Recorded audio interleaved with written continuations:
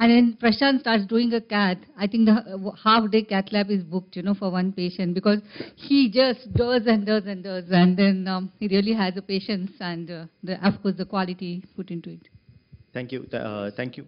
Backhanded compliment with a complaint. Thank you, ma'am, for that excellent introduction. So, what I'm going to talk today is about cardiac catheterization and certain fallacies and pitfalls, and how we should be aware of these fallacies and pitfalls to get an accurate estimation of what is happening and what is going to happen to the patient and how we are going to take the patient ahead. So we'll talk about the indications and basics of cardiac catheterization, just touching upon it. Vasodilator testing, which drug to use, correlation with long-term outcomes, balloon occlusion test for assessing operability in patent ductus arteriosus, and a small 1 or 2 slides on future perspectives.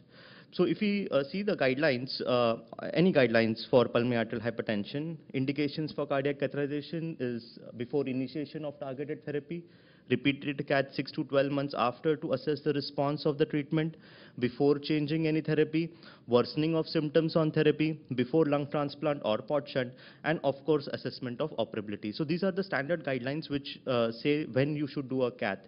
Now the problem with us is when the patient is referred to us, more often than not they're already on targeted therapy. So it's very, very rare to find a treatment naive patient over here who is not, because unlike the Western world where there is where they have to where only a particular physician can prescribe a medication, it's not so in India. So most of the patients, I would say 90% of the patients are already on targeted therapy. So this indication is probably if you have a treatment naive patient, then you should do it. Repeated cath 6 to 12 months down the line, I think the amount of time spent to convince the patients to undergo a first cath would by itself preclude doing a second cath, as well as the cost involved with it. So it is probably not true in India. Before change of any therapy, again the same story, because the patient said, you can see the change, I can feel the change, I am not doing well, why do you need a cath?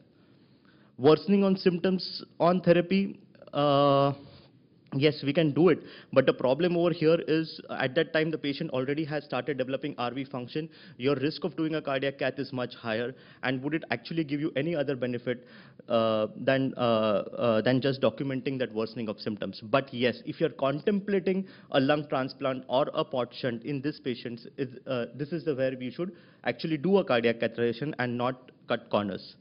Assessment of operability, definitely yes, we all do it for assessing operability in patients with pulmonary hypertension. And the last but not the least is when there is a reasonable doubt about diagnosis, as we saw in the case which was presented before the lunch. If there is a doubt whether you think whether it is pulmonary arterial hypertension or a pulmonary venous hypertension or something else is happening, definitely we should go to a cath lab to assess what is actually happening. The next question is, we are going to take the patient for cardiac catheterization. Should we stop pulmonary vasodilators prior to cath? And there is quite a lot of debate on whether we should or we should not do. But if you actually see, if they are treatment naive, it's a different story. But somebody is already on treatment, they have achieved a steady state on the same. And stopping the medications would actually rebound up increase in pulmonary artery pressure with increase in risk of complication. So as a dictum we follow, we never stop the medications prior to catheterization. In fact, even when the patient is nil per oral, he actually takes his medication with a sip of water. So never stop the medications prior to cardiac catheterization. Next is, do we use a local anesthesia or sedation, or do we use general anesthesia? Now, there are advantages and disadvantages of both.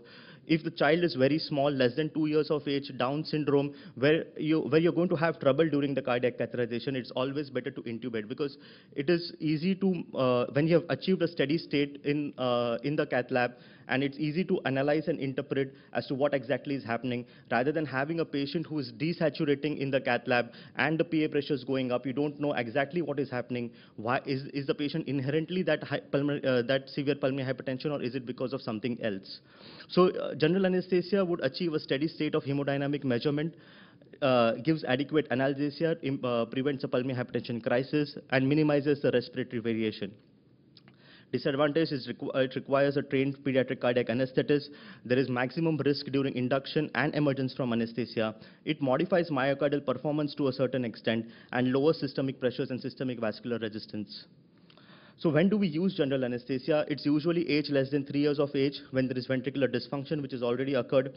Advanced functional class, it's better to use a general anesthesia. If there a patient has upper airway issues and somebody who has Down syndrome, we generally prefer to use general anesthesia in our setup. So coming to the next is basic errors in cardiac catheterization pressure, and we'll do it in pressure measurement and in hemodynamic calculations as well. And I will just have a couple of slides here, as most of us here is a learned crowd. So first of all, we should not forget that it is extremely important to zero it at the mid-axillary level, because if we don't zero it at the mid-axillary level, it is the transducer level at the mid-axillary, and we keep on forgetting, because in a busy cardiac cath lab, we keep on churning from one patient to another. We keep on forgetting that each one has a different body surface area, and the transducer needs to be adjusted according to each patient. Also, measuring if the patient has got respiratory variation, it is very, very important to measure to have an accurate estimation at the end of expiration. This is important because if you actually see in this patient, if you actually see the machine-derived value, it was coming as 4, the mean PA wedge pressure of 4. But when you actually see the end expiratory is somewhere around 8 or 9. So even a 2 to 4 millimeter difference is going to be a big difference when you're assessing this cardiac catheter. When you're sitting in the office next day trying to make sense of what I have recorded, this is going to, even a 2 to 4 millimeter difference is going to make a lot of difference in the decisions which you make.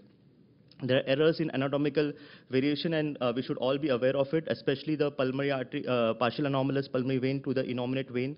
We should look for pulmonary vein stenosis if there are bronchial collaterals, congenital lung abnormalities, and complex heart disease such as transposition of great arteries, because over here we don't know where to sample and what to do. The next important error in cardiac catheterization is assumption of oxygen consumption. And we are, all of us here in this room, I think most of us are assuming oxygen consumption in a patient when we are doing a cardiac catheterization.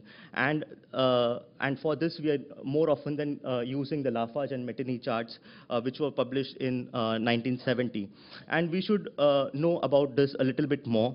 There were 879 patients which were included in the study.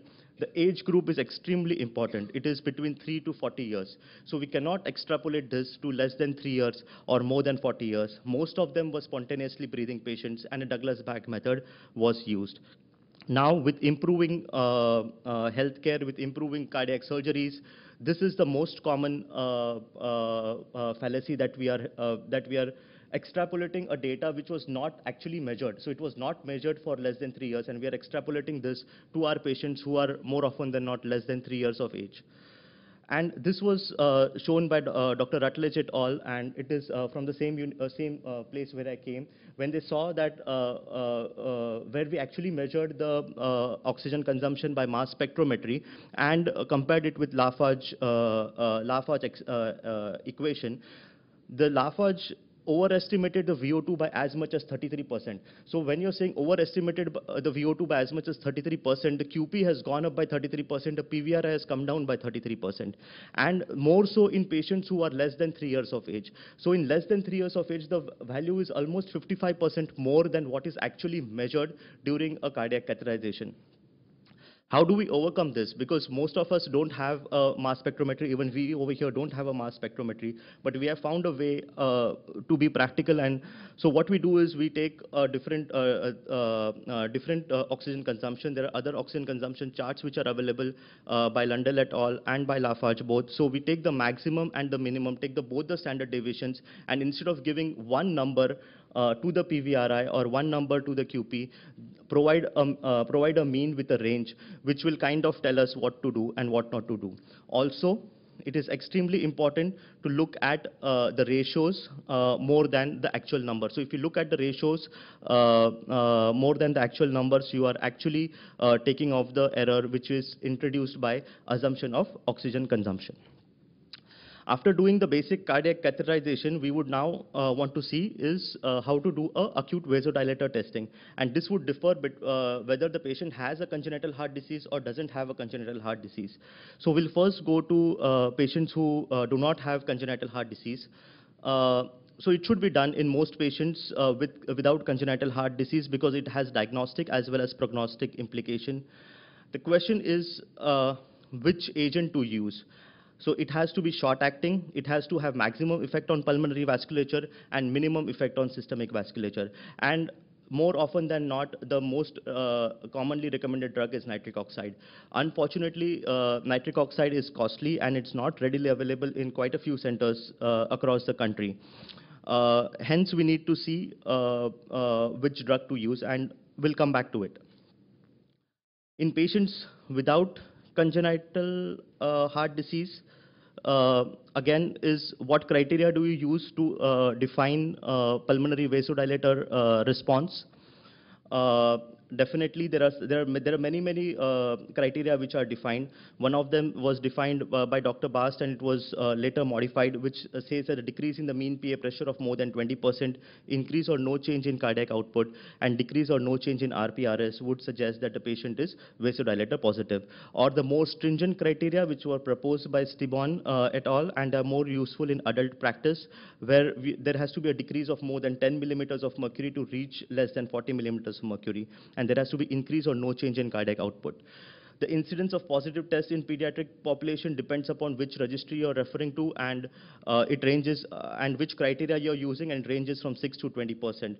And it is very important because when you're labeling a patient as acute vasodilator positive, you're probably going to start the patient on calcium channel blocker, and it's extremely important to know whether this patient is actually vasodilator positive or we are assuming it is a vasodilator positive because of the criteria which we are using. Nevertheless, whatever criteria we use, a patient who has acute vasodilator positive responds well to therapy. But which do we actually go and use in practical in our practical practice? And I think Dr. Shine and Dr. Sheila Havert are already here, and they suggested in their UK registry, when they used the BAST criteria, it was not associated with prolonged survival or continued response to calcium channel blocker.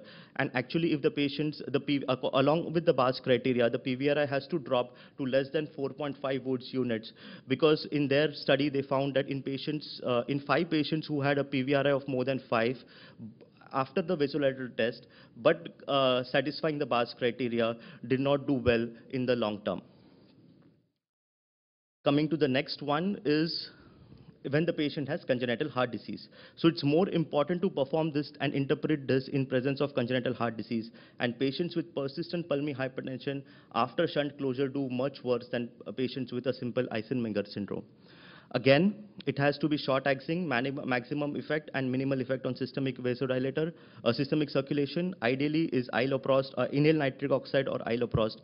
Both of them, iloprost is not available. Inhaled nitric oxide is available, but again, it is costly. The most commonly used drug is, unfortunately, oxygen. And there are certain fallacies of using oxygen as a pulmonary vasodilator, because we are assuming, the first assumption is that the oxygen consumption remains stable, it remains the same at room air as well as at 100% FiO2. Fact, it changes by more than 20 to 30%. More often than not, we ignore the effects of oxygen on systemic circulation. And this was shown by the study in which it was found there was a decrease in the cardiac index, there was decrease in the stroke volume, and increase in the systemic vascular resistance with oxygen. So when we are using an oxygen in the cath lab, what we are actually doing is we are measuring the shunt. And what oxygen does, it increases the QP and decreases the PVRI, at the same time decreases the QS and increase in SVRI. So the increase in shunt across the increase in QP/QS, whether it is because of the increase in QP and decrease in PVRI, or decrease in QS and increase in SVRI, is anybody's guess. Question is, can any other medication be used to do this? And we have done a study in which we used IV sildenafil, 0.2 milligrams per kg over 15 minutes, and response was seen 15 minutes after completion of dose. We had 48 patients with a median age of 6 years and a median weight of 13. Most of them were isolated VSDs, and some patients had isolated ASDs, and 6 patients had a combination of both. Now, when we see this is the baseline cardiac. So out of the 48, 31 patients were vasodilator positive in our study, and we found that the response to increasing the QPQS with the sildenafil versus inhaled nitric oxide, as well as the effect on PVRI, are consistent with sildenafil as well as inhaled nitric oxide, and hence maybe it might be worthwhile to use sildenafil. If we are not comfortable in using an IV, we can also use oral sildenafil, but we have to wait a little bit more longer than 15 minutes for the action to occur. It should be at least 30 minutes. Any other medication which can be used? Of course, iloprost. I know it is not available in India, but we are currently, we'll be soon starting to recruit patients. We have already got, thanks to Dr. Farhan, we have got some iloprost with us, which we may be able to use for testing the pulmonary vasodilator. Coming to the next part is balloon occlusion in PDA with pulmonary arterial hypertension, and I think this was the first paper co-authored by Dr. KK, in which he showed that a significant decrease in the mean PA pressure after occlusion of the PDA, the patients might be operable. And this was supported by many other studies, one by Dr. Bharat Dalvi et al. And there is one more study from China with a huge number of patients also showing a similar benefit effects. However, if you actually see that so this is a study from China in which they found that yes, even though there is a significant fall in pulmonary artery pressure, there are some patients, almost 10% of the patients, who have persistent pulmonary arterial hypertension after they close the PDA, even though there was a basal fall in the PA pressure in the PA pressure. And this usually we see in the cath lab. There is acute drop in the pulmonary artery pressure, but the PA pressures go on increasing as time passes. And they contemplated that if the patients, if the pressures had not dropped to more than 50% after doing the balloon occlusion, we probably are better to leave them alone. Is this the only thing which we should look for, or is there something more to this?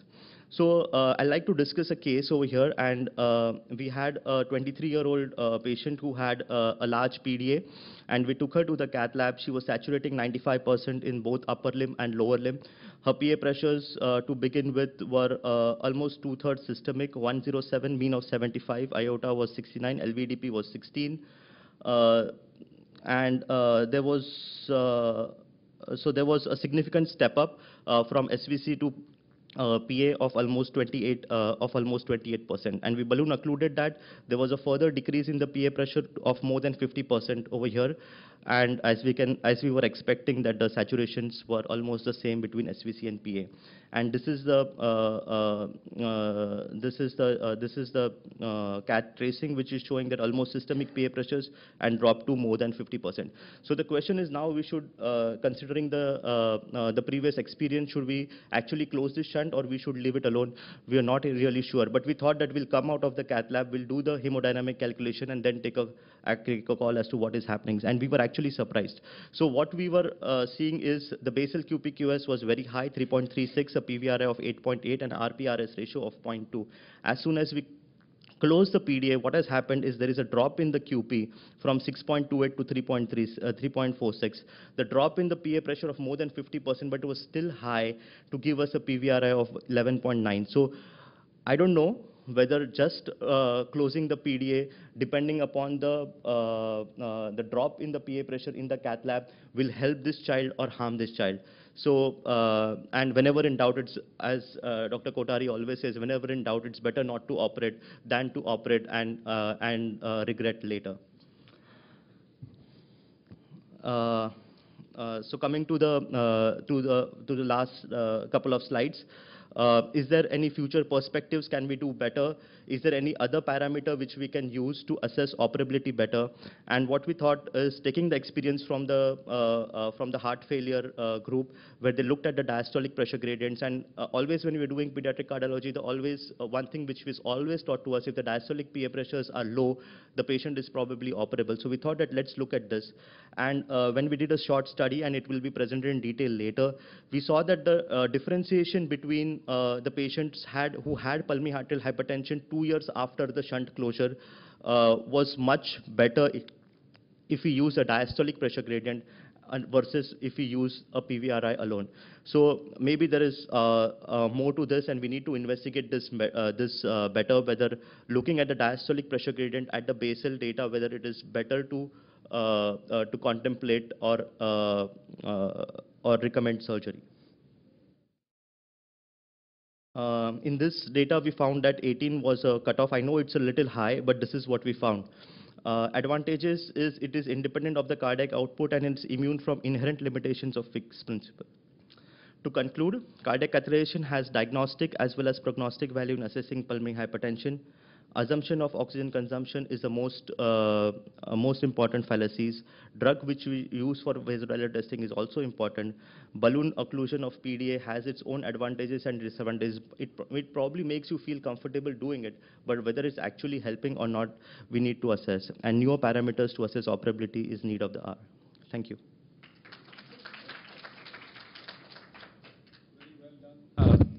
Prashant, I think we've got some interesting possibilities on questions. Can I ask you a question? What is the gold standard of operability? It is not defined, sir. It is not defined. Okay, can I say that a long-term outcome, let's say a 5-year outcome, would be a reasonable gold standard? In terms of, if somebody is operable and you close the defect, 5 years later the patient has normal PA pressures, that patient, you've done the right thing. And if somebody is not operable and you took the decision to operate, and 5 years later you find high PA pressures, clearly that is the most definitive gold standard. Is that reasonable to state that?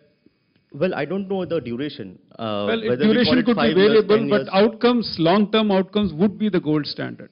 Yeah. Why are we doing vasodilator testing? We don't really know.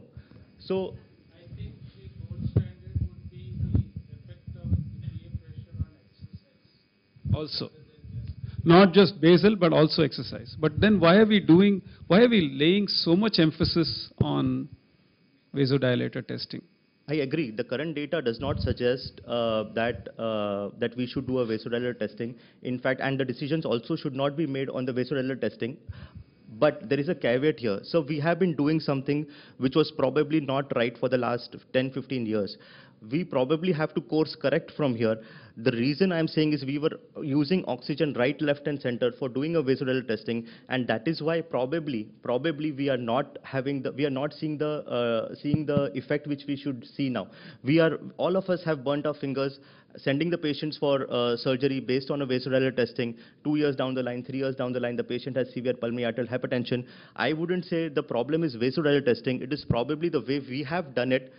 And I think from here on, when we start correcting our course, and I think most of us have stopped using oxygen now as a vasodilator testing. Maybe the future will tell us, sir. Maybe the future will tell us whether we were right or whether we are wrong. Prashant, you give inhaled nitric oxide with oxygen, or what will be the FiO2? So usually we try to keep the FiO2 to 21%, provided the patient is maintaining his baseline saturation. If the patient's saturation is dropping, it is better to give it with oxygen, and we don't go more than 40%. So what we have to see is the patient is maintaining his baseline saturation. The patient is not maintaining his baseline saturation, then we have to give oxygen to make the patient maintain his FiO2, his saturation. Excellent talk, Prashant. But we have burnt our fingers with nitric oxide also, not only oxygen. We have done a study with nitric oxide, shown reactivity, sent the patient for surgery, recatheterized them 2 years later, and found that the PVR was invariably higher than what it was pre-op. And all the patients who survived to have recath. Even though all of them survived surgery, all of them went home. And at least 1/3 of the patients was untraceable to follow up. Therefore, I think it's not only oxygen, vasoreactivity as a whole, we don't trust anymore. I think the whole picture has to be taken into account, the age of the patient, the clinical findings, and every other data. And vasoreactivity, I'm not sure whether it's really adds so much to other data. That's one. Absolutely. Secondly, It's an auxiliary test, and it should be treated as an auxiliary test. It should not be treated as a main test. I also liked your example of the balloon occlusion. I personally burned my fingers with balloon occlusion in PDA, where the pressures dropped dramatically, and exactly 1 to 2 years later, a 5-year-old child and a 4-year-old child became severe pulmonary arterial hypertension and started having syncopal episodes. So I think all these interventions are to be taken with a great deal of thought. And one shouldn't jump into recommending repair.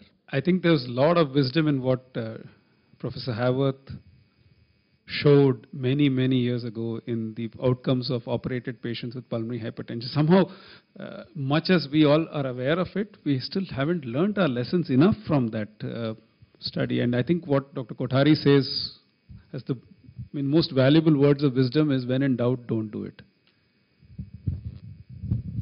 Professor Tandon always used to say the single most important criteria is the age of the patient, and of course take into consideration X-ray, echo, clinical features. He always used to say for him it is the age which is most important. It is reasonable because Professor Sheila Haworth herself has shown that if your age is beyond 1 year or 2 years, you already start having changes in the.